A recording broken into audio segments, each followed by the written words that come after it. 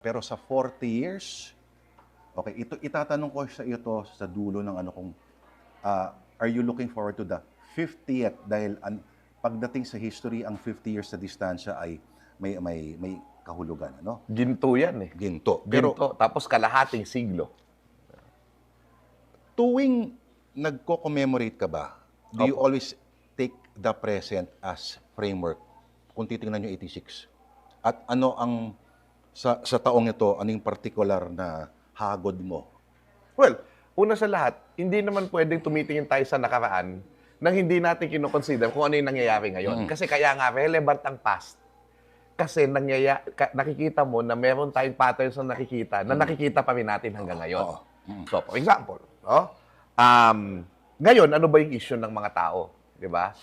Medyo nga hindi naman nalungkot, pero parang naagaw ni Sara Duterte yung limelight ng next week.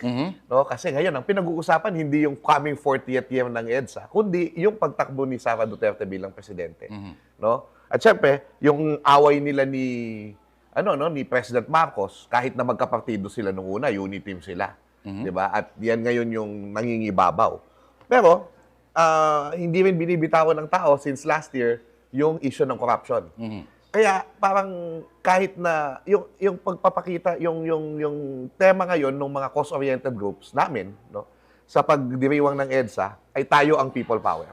O, bakit tayo ang people power? Una sa lahat, 'di ba? Parang lagi nating nire-relegate sa mga pamilya yung kwento ng people power. Eh tayo 'yun eh, kapangyarihan natin 'yun. Hindi natin sasabing hindi sila mahalaga sa kwento. Ang kailangan lang natin ma-realize, kaya yan people power dahil sa atin. Oh, so, ibig sabihin, kung may mga kailangan tayong pigilan na masasamang bagay, meron tayong dapat kontribusyon doon sa pagkilos. Okay.